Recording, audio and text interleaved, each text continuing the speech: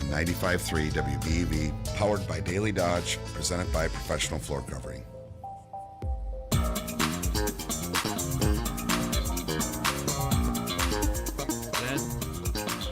That's right. It is Community Comment on 95.3 WBEV, and it is presented by Professional Floor Covering. It is also brought to you in part by McKinstry's Home Furnishings.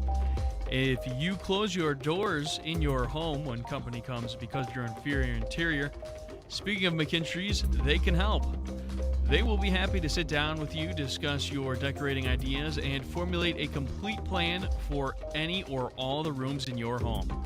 Just bring them measurements and pictures of your room, determine any items you wish to keep, and then you can discuss your paint colors, furniture styles, area rugs, and accessories. Combining your ideas with their expertise, you will achieve the room plan you desire, while working within your budget as well.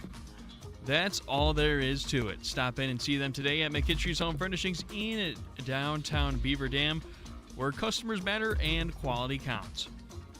Now, without further ado, we will throw it over to Terry Bell for today's community comment on 95.3 WBEV.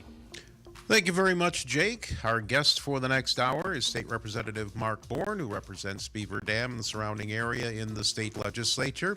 And he's also a co-chair of the Joint Finance Committee, and it's a very busy time for that very important committee right now. And if you've been following the news, you know it's been a very eventful week. So we look forward to a very informative hour with Representative Bourne. If you'd like to join in the conversation, you can call 885-4446. That's 885-4446 or 887-9595. That's 887-9595. Representative Bourne, thanks for being with us today. Thanks for having me. Always great to be here. We're glad to have you. So it's been, as I mentioned, a very tumultuous week this week. Things seemed to be going on schedule, and then on the budgets, that is, the two-year state budget. But then this week, a couple of your colleagues in the Senate decided to pull out of the negotiations, and you can take it from there. You can probably explain it a lot better than me. Yeah. I mean, we were on schedule. We've done probably, I would guess, 2/3 of the budget now through the committee process, the executive sessions where we've been voting to craft the legislative budget, like I've had a chance to talk about on the air here a few times already this year. Last time I was on, I talked about the importance of negotiating with the governor because we really wanted to get a deal that included both tax cuts and investments in key areas. And we think it's just important for fiscal policy for the state. We have to remain competitive, especially in the Midwest with our tax environment, or our economy is going to slow, and then we're not going to have the revenue to invest in education and roads and things like that are important to folks. And so we really thought that approach was important. We've been working in good faith with the governor. I think we're very close to a deal, with a framework of a deal with the governor. And unfortunately, our Senate colleagues decided here, Wednesday night to stop those discussions. And that's unfortunate. We're hopeful that we'll get those started soon. We certainly stand ready in the Assembly to start them today if they're willing to do that. I mean, I guess as soon as I'm off air here, I'd be ready to re-engage in those things. So hopefully we'll get started on that again soon. But it did delay things on Thursday then because of that breakdown. And we never know. Every budget's different. And when you reach an impasse, sometimes it's just a few hours and folks don't even end up knowing about it then because you get it figured out and back into the committee pretty quickly, or sometimes it's a few days and sometimes it's a few months. My first budget on the committee, it was, several months we were delayed back in the 17-19 budget, and we finished it in the fall.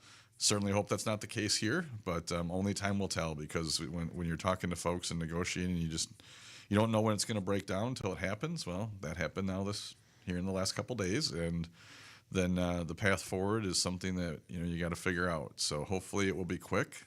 If we can get a path forward in the next couple of days, we can still finish the committee work next week, get it onto the floor the following week, and have a budget on the governor's desk before the 4th of July, which is really the target. I mean, July 1st is the new budget, when the new budget should start, but of course unlike the federal government here in Wisconsin, we just continue under current funding levels, so government doesn't shut down or anything if we're a week or two, behind or even months behind, really. But so we kind of have been targeting that July 4th, to try to make sure that we're on the both Senate and Assembly floors in the very first couple of days of July, get that budget passed out. So that's still the goal, but as you said here, is kind of the lead in. It did break down a little bit this week. So if we can't get it restarted, it's going to be real hard to reach that goal. But the opportunity is still there. I'm hopeful my Senate colleagues will get back at the table and we'll figure it out here in the next few days. Sure. I wouldn't ask you to speak on anybody else's behalf, but I will ask you as far as why this is happening now. But how do you feel about the fact that it is happening now at this relatively late stage in the game? Yeah, usually if it does break down, that is when it happens. Is it when you reach an impasse, and you never know what that is either. And back in the 17-19 budget, it was transportation. Both houses had a much different approach on how to fund transportation, and we didn't know until late June when that kind of got exposed in the discussions. Like, whoa, we're not even close here. If you would have asked me in early June, we were on schedule and chugging right along and doing just like we have been here for the first 3 weeks of June. We were chugging right along. We were having good discussions both in May and June with the Senate and the governor's office. And then all of a sudden the position of the Senate kind of changed in those negotiations here in the last, I would say, probably 36 hours or so. And I may have my theories, but it's not really for me to explain why the other house, changed their mind or decided to go a different route on Wednesday night. I just know that our Assembly caucus is very united on this. We believe that, like I said, having meaningful tax cuts and investments in key areas of government like transportation, education, healthcare is super important for a balance and a good budget as far as fiscal policy, as far as the future of the state. And so we're going to continue to advocate for those things. We hope everybody gets back to the table soon to work on that. Maybe you can give us a bit of a civics lesson here, but I'm thinking, you in your position as the co-chair of the Joint Finance Committee, how much pressure can you or persuasion can you apply to get get everybody back to the table? Yeah, there isn't really a lot of pressure that one can apply. It's more of just trying to find common ground, continuing conversations. Senator Mark Line is the Senate co-chair of the committee. He and I talked several times throughout the day yesterday. Senate Majority Leader Lemieux and Speaker Voss on the Assembly side also talked several times throughout the day yesterday. I'm sure we'll be continuing conversations, today and this weekend. But we're not anybody's boss, right? The boss is the people of Wisconsin that elected us both to the Assembly and the Senate. They're separate chambers of the legislature, much like the governor. That's a different branch of government. He's not our boss either, and so there isn't a lot of. It's not like we can tell people what to do or make. We got to figure it out. We got to work on it. That's what we were sent there to do, and so. I think the things that create leverage would be more of what the community is saying, what we're maybe hearing in the media or how groups are reacting to it, and that's always a variety of opinions as well. There's gonna be folks that are certainly fine with what the Senate's doing. There's certain folks that are fine with our position, and so that's why these things are challenging and why it's a lot of work. But it's important work because the 2-year state budget, impacts everyone in the state. There's, we'll talk later about some of the bills that we did on the Assembly floor this week that they have their own value of importance and they certainly impact people and organizations in specific ways. But that's always a lot more targeted, if it's a specific thing that impacts a specific business or something. But with the state budget, it impacts everyone. There are things in there that will touch every life in Wisconsin in some way, and a lot of things that'll touch a lot of lives in a lot of ways. And so that's why it's a long and difficult process, but an important one to make sure that we are setting up our state in the best possible way to move forward with key investments and sound fiscal policy, so that we continue to, just make sure that Wisconsin is always a great place to live, work, raise a family. And lately I've been talking a lot more about also a great place to retire, because a key component of our tax plan is some tax relief for retirees here in Wisconsin. You're right. We are going to talk plenty about all of the things that have happened in the budget so far and other legislation. But I also wanted to ask you about a couple of topics that are very high on the mind of people who are listening. But right now, we're going to take a quick break and be right back. You're listening to Community Comment on 95.3 WBEV, powered by Daily Dodge.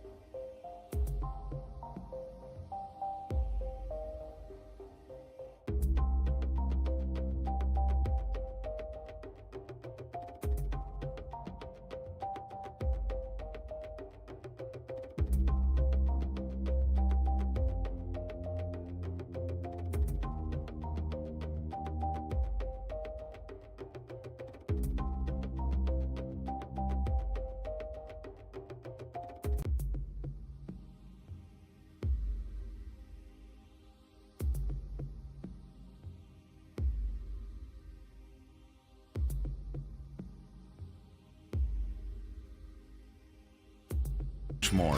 The team at Professional Floor Covering can't wait to connect with our friends through today's community comment on 95.3 WBEV, powered by Daily Dodge.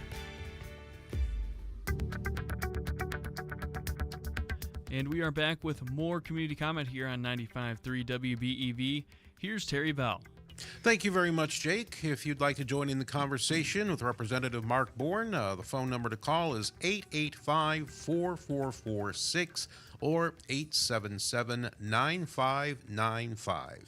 And we'll talk about legislation again, Mark, as the program goes on. But there are a couple things happening that people are really interested in and talking a lot about. And perhaps this is an opportunity to set the record straight on a few things. First of all, there's a situation right here in Dodge County. A local official is accused of animal mistreatment, and a lot of people are rightfully and understandably very upset about that. But in these conversations that are happening on social media, there's perhaps some inaccurate information going around, and maybe here's an opportunity for you to set the record straight as to, you know, what is and what isn't up to this point. Yeah, certainly. I mean, you don't want to assume that everything we're reading on social media is true, or certainly judge someone entirely based on that. But certainly the stuff that's been circulated in the community is concerning if it's true. Sounds like things were not followed when it came to stray animal law here in Wisconsin, based on what we've heard so far. But obviously, want to make sure that folks have their day in court and that the facts get figured out. But I think it's important for folks to know that if what is being talked about occurred in the way it did, that's already unlawful in Wisconsin. There are laws in place regarding not just the treatment of animals in general, but specifically on the stray animals. And I'm not going to be able to cite you the whole law off the top of my head here, but there are specific things like you have to keep the animal for a certain number of days, not a certain number of minutes. That sounds like may have what happened in this case here. And while municipalities have the ability to decide on their own policy of how they're going to handle it, like for example here in the city of Beaver Dam, they contract with the Dodge County Humane Society. Other municipalities choose to say we're going to handle it within our own municipality, and they put some cages in the town chairman's barn and secure the animals that way. But regardless, you have to have your policy, and it has to follow state law. And a key part of that is you have to keep the animal for a certain number of days to give the owner the opportunity to try to locate it. And I think it's 5 days, but I could be a day or so off there. Again, I'm not going to be able to cite the statute specifically word for word and number for number, but it's a certain number of days for sure. I think it's 5 days. Even if the animal's aggressive, that doesn't matter. You still have to keep it for the number of days and control that in some way. And then if it's, a danger, then you can move through the statutory allowances of working with the proper euthanizing of the animal and that sort of thing if it's a threat, but that's not decisions that can be made immediately. And so, there are laws in place. I think that from what we've seen from the Sheriff's Department communications, they've done their job to do the investigation and refer the charges. Now it's up to the district attorney to decide the right charges and then execute that properly in a court, and then folks can get their day in court. So we'll see how the process works out. But I just wanted folks to know that there are already all laws in place. It's a felony to do at least what this person's accused of, and I think that's what they're being charged with, and that's the proper thing to have then their day in court and let the system run its course. Irregardless of this case, let's just create a broad hypothetical. I'm a property owner in Dodge County. A stray dog comes onto my property. I don't have the ability or the inclination to keep it for 5 days. Should I call the Humane Society right away? Yeah, you're not the individuals are not required to do that. It's the municipality's job to do that, to maintain compliance with those statutes, and that's why I said municipalities can choose how to do it. And so in this case, this township chooses to control their own stray animals, so that's why the Humane Society referred them to this town chairman. Other places, like here in the city, they choose to say, well, we're not going to, we don't want the police department to have to manage these cages with all these animals and stuff, so we're contracting with the Humane Society to do that. And, I think that's the way it is throughout the state. It's a local government decision to decide how they want to do it, but once they decide how they want to do it, they have to comply with the laws. Mm-hmm. All right. So, like you say, we'll see what happens, in the weeks to come, how that'll play out as just charging decisions and prosecuting decisions are made. Sure. And maybe we'll learn something along the way, that there's an opportunity to tweak the statute. And if there is, we'll certainly look at that. But I just want folks to know that if what is being talked about in social media is what occurred, that is already clearly unlawful in the state of Wisconsin. There are already statutes in place to protect that sort of thing from happening, and now the system should run its course. Our guest is Representative Mark Bourne. You're listening to Community Comment on 95.3 WBEV, powered by Daily Dodge. A break for the news now, and we'll be right back. So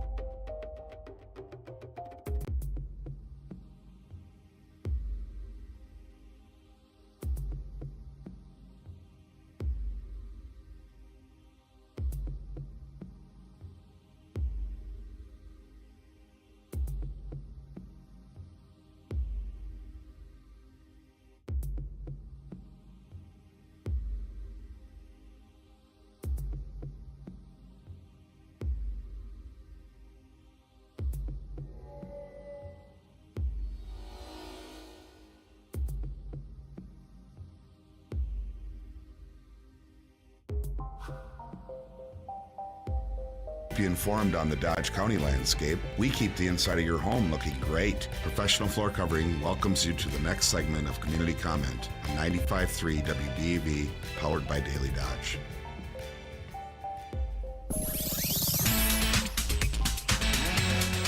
And we are back here with Community Comment on 95.3 WBEV, presented by our friends at Professional Floor Covering and Abbey Design Center at 713 Park Avenue in Beaver Dam.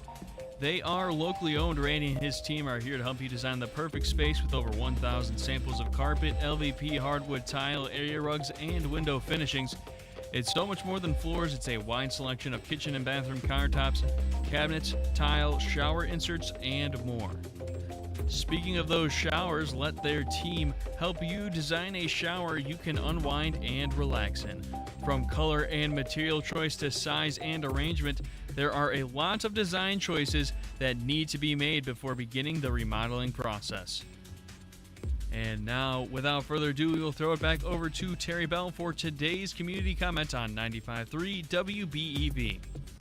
Thank you very much, Jake Hayes. Our guest is Representative Mark Bourne, and if you have a question for the representative, join in the conversation, 885-4446 or 887-9595. And Mark, since the last time you were on Community Comments, one of the big things that captured the world's attention was the political violence in Minnesota. You have one lawmaker dead and one spouse dead, and one lawmaker wounded and another spouse wounded.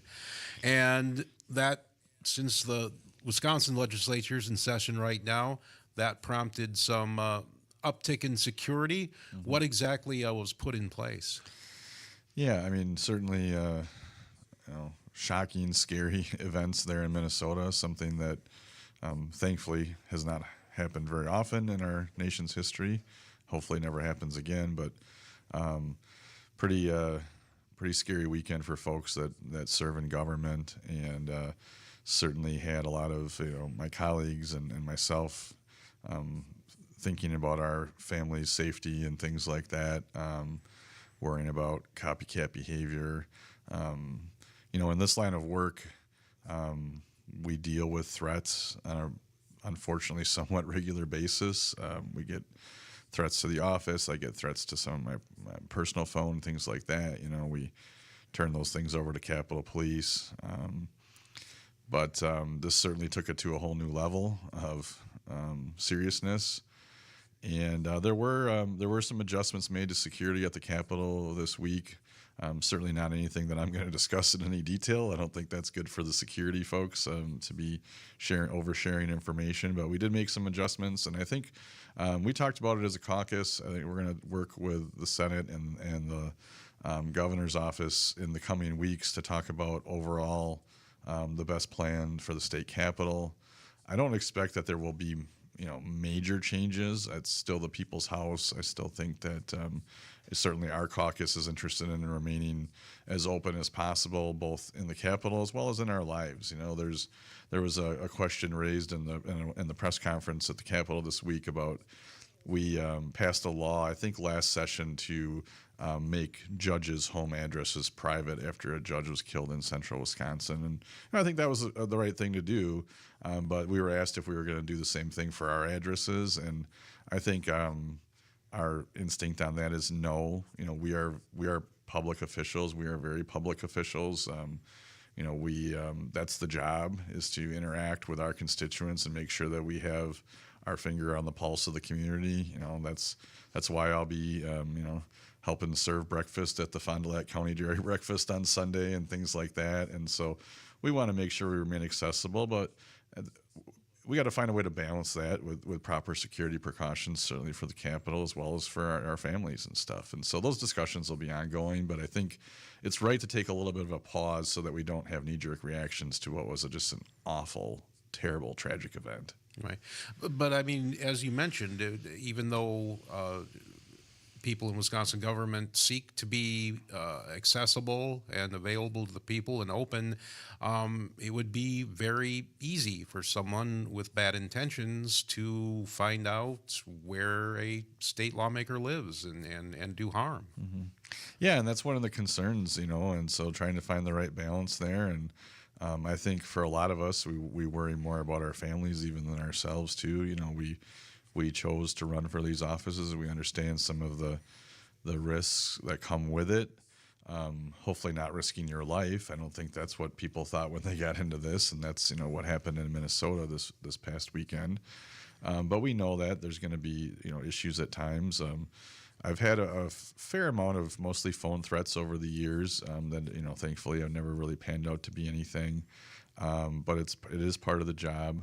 I think that both the sheriff and police chief here in Beaver Dam have been always good to work with when there have been some things of concern. Well, they've never had to do anything, major, but there's been times where I just wanted to let them know about things like, here's something that happened on Facebook just to make your agency aware of it in case it escalates, and stuff. And so they've always been very good about working with me on that stuff too. And so it's not something that's new. It's just escalated in a way because of this, thankfully unusual but really awful incident in Minnesota. Well, yeah, and it may be a symptom of another problem is that, the way people talk to one another now has changed, and there's almost kind of this dehumanizing effect, and, where people look at someone they disagree with and not just see someone they disagree with, but some sort of villain that needs to be dealt with, and they feel they need to take matters into their own hands. Yeah, and I mean, most of that's probably social media. That's where a lot of it occurs and stuff too. I mean, it's really stunning some days to see, the things that people will post to like my Facebook page, my official Facebook pages for comments and stuff that, that people would choose to talk in those ways or suggest those things. It's kind of in some ways a breakdown of society, but it is where we're at. And, certainly I understand that people are passionate about things, and that's great. And they certainly have their right to speech and their opinions. They certainly have their right to have their opinions shared with me.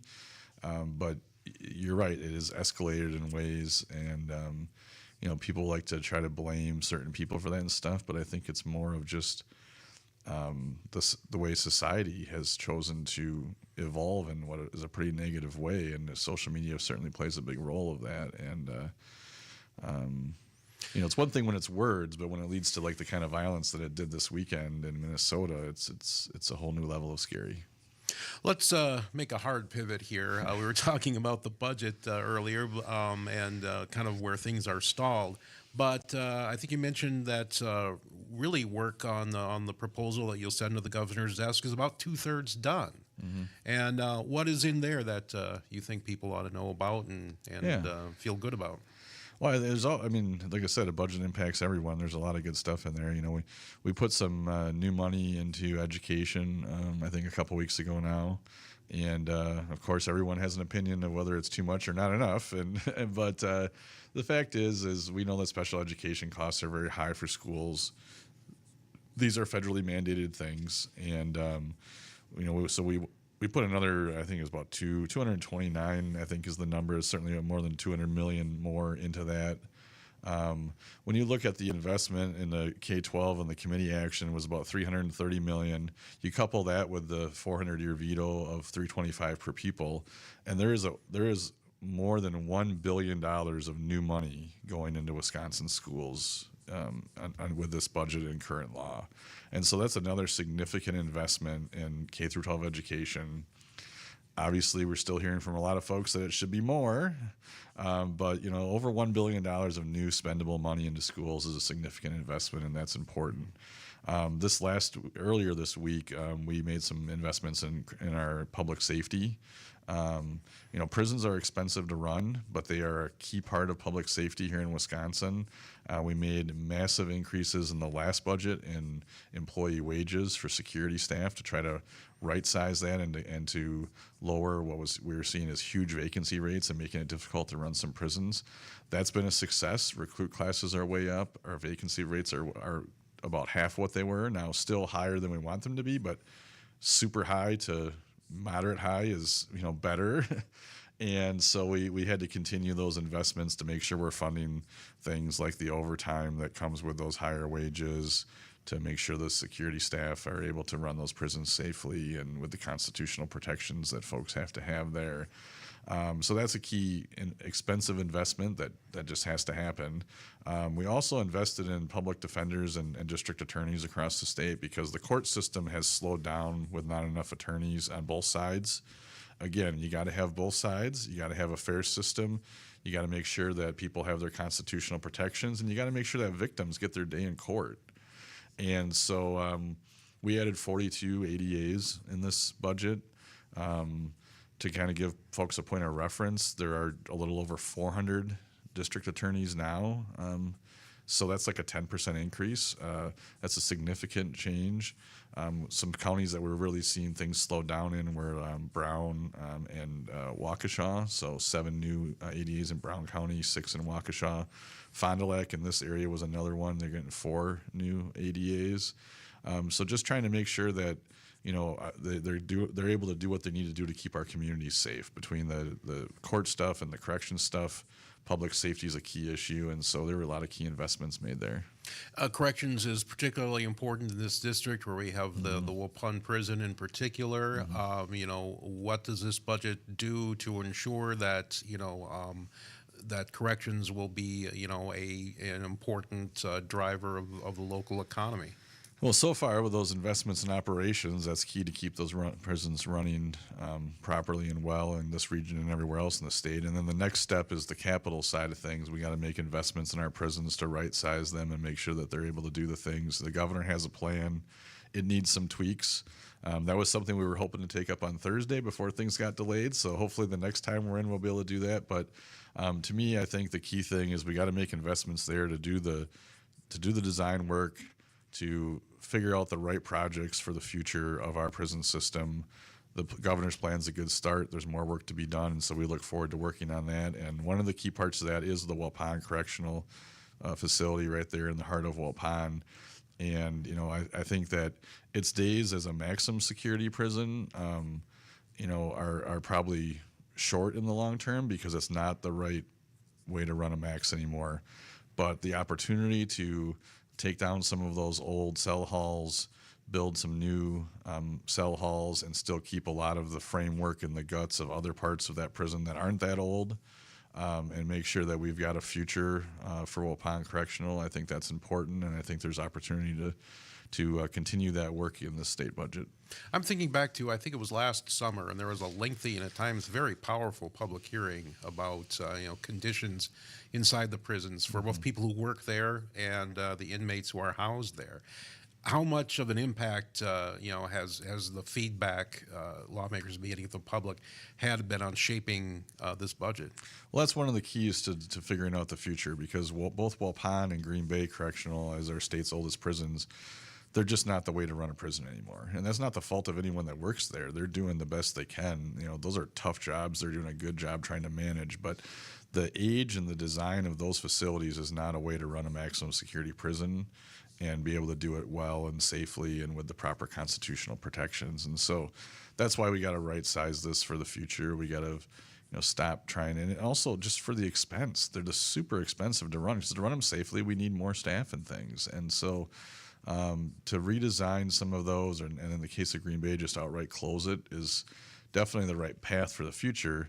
The devil's always in the details. What facilities do you add to or reconstruct or renovate to get the right combination of maximum, medium, minimum security beds for the state to meet that population needs? Because we got to have the right mix of facilities. We got to have facilities that we can run safely, because it's a super important part of our criminal justice system and our public safety here in Wisconsin. And it's often forgot about by a lot of folks. A lot of folks know your police officer, your sheriff deputy, even the courts, like, I know my DA, but the folks working behind those walls are a key part of public safety. They're doing really important work, and we got to make sure that we can, build, renovate, whatever we got to do of those facilities for the future, because there are bad people in our communities that just need to be locked up sometimes. That's just a fact of life, and that's not going to change, and we need to figure out what the future of that looks like for the state of Wisconsin. Our guest is Representative Mark Bourne, and you're listening to Community Comment on 95.3 WBEV, powered by Daily Dodge. We're going to take a break here and be right back.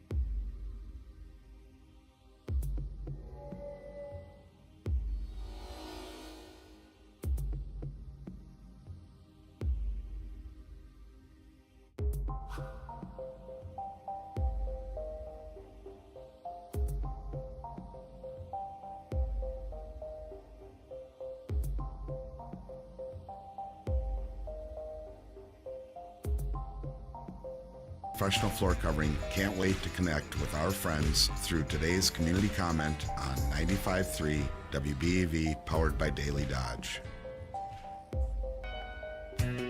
And back with One more segment for today's community comment on 95.3 WBEV, powered by Daily Dodge. Here's Terry Bell. Thank you very much, Jake. We're talking with Representative Mark Bourne about things that are happening in the state legislature that affect us here at home. And along those lines, you did get some work done this week that you feel will be helpful. Yeah, we were in session. I'm not even sure what day now. Wednesday, maybe. It all becomes a blur. Yeah, it's all a blur this week. And but we did a few things. I think the biggest one is finally a compromise was found on the nurse practitioners MPAR and bill. And this is an important one because especially in our rural areas, there's just fewer doctors. There's less access for folks, and so to let those nurse practitioners really practice to their full scope of their training, be able to provide more things. They still can't and won't and shouldn't do everything that a doctor does. It's different levels, but they have a lot more training than folks I think maybe even realize, and to make sure that they can work within their full scope of practice and provide more of that routine care for folks throughout our communities, as we're seeing more and more of a doctor shortage. Like we're seeing shortages across a lot of different industries and employment sectors, and so that's something that's been worked on for I bet you 10 years, and there's a lot of struggling between the doctors and the nurse practitioners trying to figure out what the right balance was, and some struggling with the governor on it. So finally got that done. That's a really good thing for access to health care throughout Wisconsin. And the other one that kind of got some attention is trying to help folks that are independent contractors in these jobs like Uber and the delivery systems and things like that, like Uber Eats or the other ones whose names are escaping me right now. But to allow folks to use some of their earnings to go towards like healthcare or retirement, because they're technically independent contractors. They don't work for the specific companies. A lot of them work for multiple companies in that independent contractor space. You're driving for Uber and Lyft, and so allowing them the opportunity under some tweaks to state law to use some of their earnings then as retirement or health insurance. And so, I just think those are good as we're getting more folks in this, some call it the gig economy, where there's more of this independent business person stuff and have opportunities for them to also plan for their future or their health care. I think those are things that the state law wasn't able to keep up with the changes in the workforce and the economy in that way. And so we had to make some tweaks. And so it was good to see that get done. You're going to have some opportunities to meet with your constituents since this is June. Dairy breakfasts are a big part of that. You're going to be out and about. Yeah, well, I'll be in at the Fond du Lac County Dairy Breakfast on Sunday. Looking forward to seeing folks there and, serving up some eggs or pancakes or whatever job they assign me to when I get there for a couple hours. And, those are I'm looking forward to getting back to more of that. I really hope that we get the budget back on track and get this budget done here in the next couple of weeks, because I've been in Madison a lot working on the budget. It's missing out on a lot of local things like this. So good to be back for the Dairy Breakfast. Was at the Dodge County one a few weeks ago. Did have a chance to enjoy some of the festival downtown Beaver Dam last week, but missing out on too much of that stuff here in the district. So looking forward to get back into more of that as the summer moves on. I was going to say, summertime has got to be your best opportunity for getting face time with the people you represent. Yeah, and it's super important. Like we talked about, these are public positions. We need to be able to interact with our communities. Things like community comment is a great opportunity to be able to share with folks what's going on and sometimes hear from them when they choose to call in.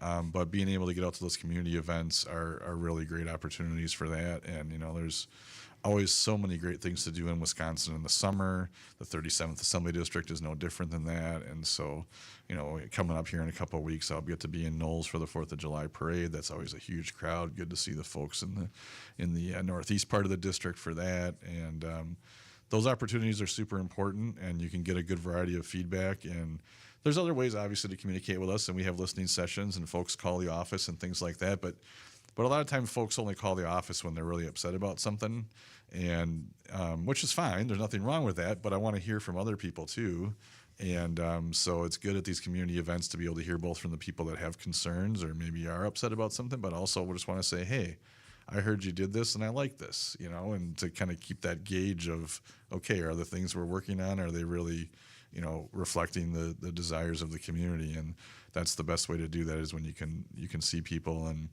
at the Dodge County Dairy Breakfast, I had a chance to talk to a lot of folks, and a lot of them just said, thanks. We know that you're working hard for us, and we appreciate that. And so it's good to have that opportunity to just touch base with folks and make sure that they are still saying that and they're not concerned about what's going on. State Representative Mark Bourne, thank you for time well spent this morning. Good to be here as This always. has been Community Comment on 95.3 WBEV, powered by Daily Dodge. This